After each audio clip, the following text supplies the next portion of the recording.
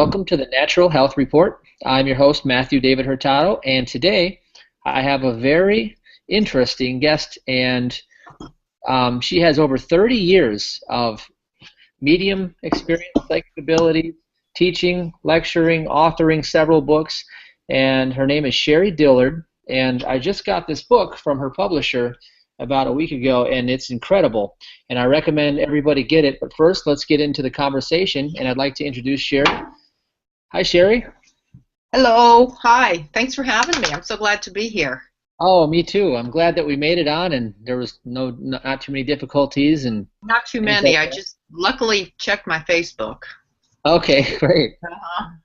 Well, I'm really excited because in my journey, I was really ill years ago, and I got myself well. I worked with several medical intuitives, and as I opened up your book, I noticed you referenced Phineas Parkhurst Quimby, and I read his manuscripts, and so I'm excited to talk to you, somebody that can actually really do this stuff. This is a gift. I'm impressed that you know of him. Yes, yeah. I've read his manuscripts. I can't really understand everything he's saying, but I try to because he's speaking at two levels at the same time. Oh, I know. He's an interesting man. He's very interesting. Yes.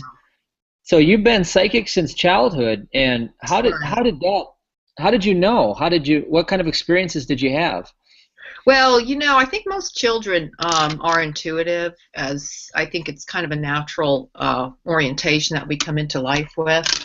I think for some people, like some people have more talent, we'll say, as kids in singing or in sports or something.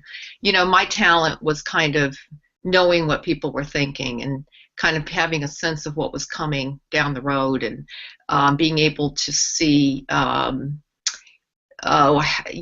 was able to see spirits at a very young age. And I remember seeing, I had never met my great-grandfather, and I remember sleeping in my grandmother's room and seeing him sitting in the rocking chair. But none of this was scary or spooky. When you're a child like this, as long as, we have like the television view of, spirits coming out and scaring us and all that, but it's really very natural. So it wasn't an odd kind of weird thing at the time for me when I was young. Okay. And then carrying that forward, you got involved with, like how you say you can scan the body. Right. And your book is so complete. I look forward to reading this because it's kind of like a how-to guide. It is a how-to guide. Absolutely. Can try to do what you do. Yeah. Yeah, absolutely. And that was my hope in doing this, is that there are other books out about medical intuition, developing it, but it seemed to put it into the category of, very special people, very, either doctors or people that had a really extraordinary gift. And my feeling is that we can all listen to our health. I feel our body is always communicating with us. Pain itself is a way of communication. Feeling good is a communication. And the reason I wrote the book and the way I wrote the book was to give access to everybody to more fine-tune what we already kind of naturally can do. Yeah. Sort of decoding the messages your body is sending. Yeah. Because, you said that you had been ill, and I'm sure in your journey to wellness, you had to listen, Yes. You had to. Anybody I know that has had an illness that has been hard to diagnose, hard to heal, hard to understand, becomes very intuitive. Yes. Yeah. Yes, exactly. And I myself, I never lost the ability to be clairsentient. That's always what I've had. I've had a really strong emotional, touchy-feely. I know somebody when I feel them, and I had to use a lot of that to get well and let my body discern certain people were making me feel really ill, and then certain environments, and I had to navigate. But I really relied a lot upon the psychic abilities like you might have, and the ability to actually scan the body. Right. And that helped me a lot, especially with different food choices and organ function, things like that. Right. Yeah. And so let's see here. What else can we get into? So you talk about different types of medical intuitives. Right. Well, you just mentioned one. You said you're clairsentient. Yes. And when you say clairsentient, there tends to be two forms of clairsentience. One is kind of picking up more emotional energy. Yes. I hope I didn't lose you, did I? No, I'm still here. Can you hear me? Okay. I can see me. I can't see you for some reason. Oh, okay. And the other form is being able to sense things in our body. It's more of a tactical. Clairsentience can be a kind of a tactical feeling in the body. Okay. But the four types that I talk about are emotional, mental, spiritual, and physical intuitives, and health intuitives. I can give you a quick rundown on each type. You can hear me okay? Yeah, I'm here. We had a little glitch, I think, but I'm back. Yeah, okay. For some reason, see if oh, there we go. Okay. All right, so an emotional intuitive, it sounded kind of like you were, or could be, I don't know.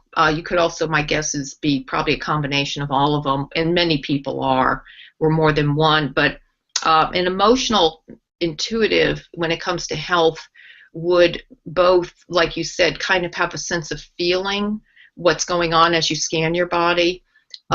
Emotional intuitives also have a tendency to really have a connection between their emotions and their health. And so these are people who, if they're grieving or if they're sad or depressed, their body is going to quickly manifest symptoms of that. Likewise, if they're elated and full of joy, they're going to feel stronger and healthier. It's been said that our emotions have 85% of our illnesses are emotional based in some way. And so for an emotional intuitive, it's really important to understand the link between their emotions, because they can heal too through shifting emotions and embracing kind of more positive energy in that way. And emotional intuitives also respond very well to emotional therapies like EFT, which is a way to go quickly into the emotion behind an illness, or talk therapy, things like that, things where they can share their emotions, tend to be very healing for the physical body for emotional intuitives. Mental intuitives are more, they tend to be clairaudient more. They'll hear something. It might be in your own voice, but you'll get a message, an internal message, or you'll just quickly know. You'll have just a sense of knowing something's wrong. A lot of times people will be mentally tuned into other people. A lot of people will tell me, I told my mother she had to go get, some tests done, or I just had a sense there was something wrong with him. That's kind of more mental intuition. Okay. Mental intuitives absorb energy through the mind more, so they tend to be more apt to be influenced by negative thoughts, negativity. They can also take on, even, here's an example, even now with some of the things going on in the world with the riots, we'll say, and all that. For a mental intuitive, they can take all that in, too much watching that on television, because I believe we're all energy, and so we absorb energy. And so a mental intuitive can absorb that energy, become angry, and become stressed by it. And that's going to manifest in a mental intuitive's body very quickly. It can manifest quickly as a headache, an ache in the neck, tight shoulders. But given enough negative energy, a mental intuitive, it can go deeper into the organs. It can go deeper into, in Chinese medicine, I believe it's the liver that they associate with anger. Okay. So problems like that for a mental intuitive, it gets really put into the organs if it's long-term negative perspectives. Yeah. A physical intuitive tends to quickly absorb energy into the physical body. It bypasses the mind and the emotions. An example, probably the best example, is a husband and wife. The wife is pregnant, she's gaining weight, and the husband gains weight. Doesn't even eat more, he just starts to gain weight, Or you're sitting next to an office, you're in your office, you're sitting next to someone who, has achy joints. And after a certain amount of time, you're going home and you're feeling, boy, I've got achy joints too. How did that happen? It's like we're absorbing each other's energy all the time, Yeah. So a physical intuitive tends to do, one of the biggest things they have to do is make more conscious the energy they're absorbing, because they don't always know. It just quickly goes into the physical body. I feel like a lot of people will gain weight because of the energy they're carrying. Their subconscious translates that into physical weight. If we carry energy, what does that mean? Carrying energy like burdens, things we think about, our feelings. We're not emoting, we're not sharing, we're not giving. We're just carrying all that energy around. And so that's get translated into weight. A lot of women don't know why they can't lose weight. Now, I know there's multiple reasons. I'm not trying to simplify this because there's many reasons, many, as you know. But just consider that possibly one of them, too, is our energetic burden we're carrying. Right. Spiritual intuitives are a little different. Spiritual intuitives tend to, a lot of spiritual intuitives, they're more connected to energy per se, so they will tend to dream more about their health or others' health.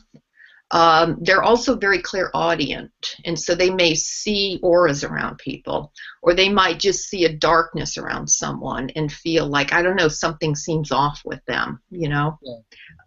Know that someone's physically ill, or even themselves, just through more of a, it's hard to explain, but if you've experienced it, you know what I mean, which is kind of, like sometimes we just feel the vibration around us. Spiritual intuitives tend to be more in touch with vibration, and a lot of times they'll become vibrational healers, energy healers, because they're in touch with all of that. But they tune in more to the energy directly, more directly than the other types, which is harder to understand in a way because it is energy. But they tend to do much better with those kinds of energy healing, and they tend to do really well with medicines and therapies that are very essence oriented, very light, Yes. Like you understand, I imagine, with the work you do, you get that. So they're more in terms of like the astral or etheric energy. They work in that outer realm that before it affects into the physical. Right. Yeah. That's almost a good that's almost good prevention, keeping track of that energy before it gets caught in your liver. Absolutely. I talk about that in the book. I think the next big field for medicine is going to be really more mainstream. It's going to be our energy awareness about our own quality of the energy we embody in that way. Yeah. Well, I'm fascinated with that because I see how that works. And the one thing I wanted to ask you, with giving all the readings you've done, 50,000 plus, I read, is how do you keep yourself cleansed and not take on some things? Right. Well, I think there's like I think someone in spirit takes a lot of care of me, for one, but I've never done that, which I agree is kind of funny, but I've never taken things on. I do exercise a fair amount. I mean, every day. Every day after I give readings, I try to walk outside in the sun. I eat I tell people, if you want to really do intuitive work, you almost have to train like an athlete, I mean, I eat incredibly well. I take supplements, really. I mean, I take care of myself. I swim, I run, I exercise, and I really feel like that's a big part of being able to both keep the physical body healthy, but also discharge energy, too. Yeah. I don't think I could do this if I didn't take care of myself. Yeah. And plus, it speaks volumes that you're in the line of work of helping people take care of themselves, and if you didn't take care of yourself, it might be a contradiction of sorts. Absolutely. Yeah. Yeah, I think as we ascend, I think human beings are becoming they're remembering their intuitive abilities and coming more into that place. So I think your book is a great, it's a great how-to manual for people to realize, because when I listen to you, I notice that I'm not just the emotional, intuitive, but I'm also a little bit of maybe a couple other ones. Well, that's what I'm saying. That's what I sense about you is to that too. I think I'm getting pretty, physical intuitive feels really strong for you too. mental, emotional. I think you're probably a bit of everything. Yeah. And that's what we want. What we want, the optimum, is to be a bit of it all, because then we can draw from all the different ones, Yeah. If you're really too far just in an emotional intuitive, if they're just so emotionally intuitive, it's a difficult way to be in life, Yeah. because everything is so emotional. There's no real balance there. Energetically, even people that are so affected by their emotions that it's hard to really kind of see perspective, Yep. Or people that are so physical intuitive that it's hard for them to communicate what they're experiencing or even know what they're experiencing. It's all just becomes about the physical. Even though they're experiencing other things, it's hard to put it in perspective. So, yeah, people often ask me, is one better than the other? No, the optimum is to be a bit of it all. Okay, right. Right. Now, how do you deal with some of these symptoms out there that people call the Ascension-based symptoms? Right. Do people come to you with those where they feel ungrounded and really kind of spinning and disoriented, or, right. issues that aren't normal, so to speak? Right. Yeah, a lot of what I see most now, it's funny, it goes through trends on the different people I see and the different, why they come to see me, what's going on with them. I see a lot of people with endocrine system problems that I feel is a direct result of some of the Ascension symptoms. Because psychic intuitive energy comes into the pineal, the pituitary gland energetically. Yeah. Obviously, it's also absorbed into the aura, but it really affects the endocrine system quite a bit. And definitely imbalances, a lot of imbalances right now. Yeah. Do you have any sort of modalities or any techniques that you usually recommend to people that want to navigate those imbalances a little bit easier? I mean, other than the book itself? Yeah,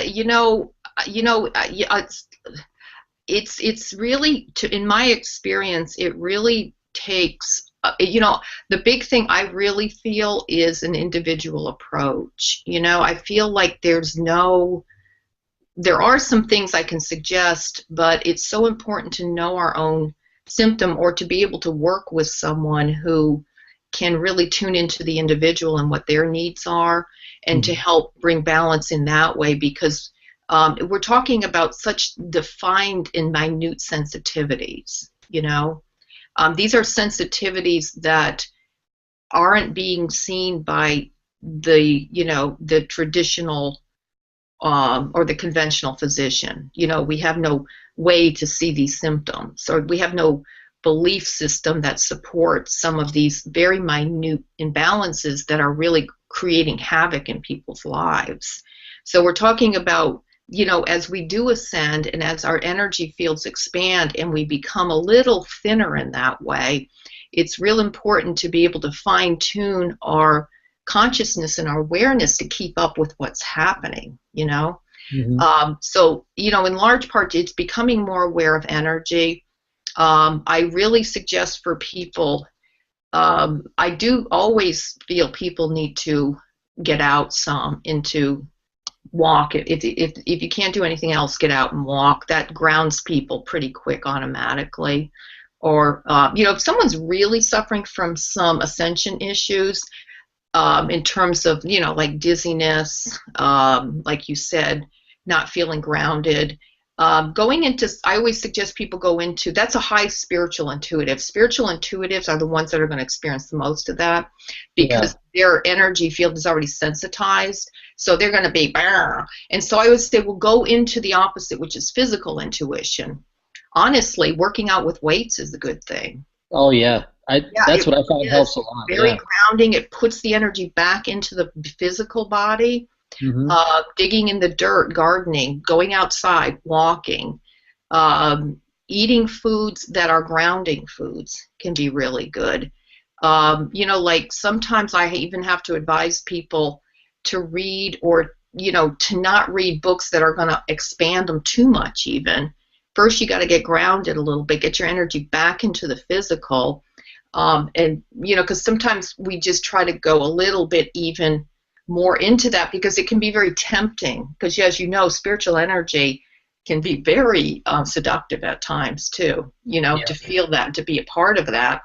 I suspect you probably work out, don't you? Yeah, that's what keeps me grounded the most, is staying in the physical body. It really is the key. Even if you can't do a lot, even just sitting outside on the ground can be helpful.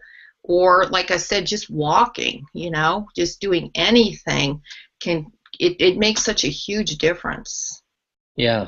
Which is why after readings I always go outside and walk a lot or run. I think that's great. I think that's what I picked up a lot, was you get involved with the energy with someone else, but then you get out and get yourself back balanced again. Yeah, you got to get back into the body. I mean, we are physical beings. Yeah. We got to put energy in the body. Yeah. Well, I wish we had more time today, Sherrie. We only had a quick, short 30-minute segment. Oh, okay. I did not know, but that's been great. I talked away. I hope I didn't monopolize your time. Oh, you did great. You gave a good snapshot of what's in this book. I want to tell people where they can get this book. Sure. It's called Develop Your Medical Intuition, and your website is SherrieDillard.com, SherrieDillard.com. Right. And you offer a whole host of other services, classes, workshops. So let's leave it at that. Anything you want to wrap up with before we get going, Sherrie? Thank you so much. I've so much enjoyed being a guest, and I'm certainly going to check out more of what you're doing, and I'd love to know more about it too. Seriously, because I'm always looking for what works for people. People always ask me, so please, I'd love to find out more about what you're doing too. That sounds great. I'll send you something, Sherrie. Yeah, please do. Talking soon. Right. All right. Well, thanks everyone for checking in. Thank you so much. Yes, we'll talk to you guys next week. Bye-bye. Bye-bye.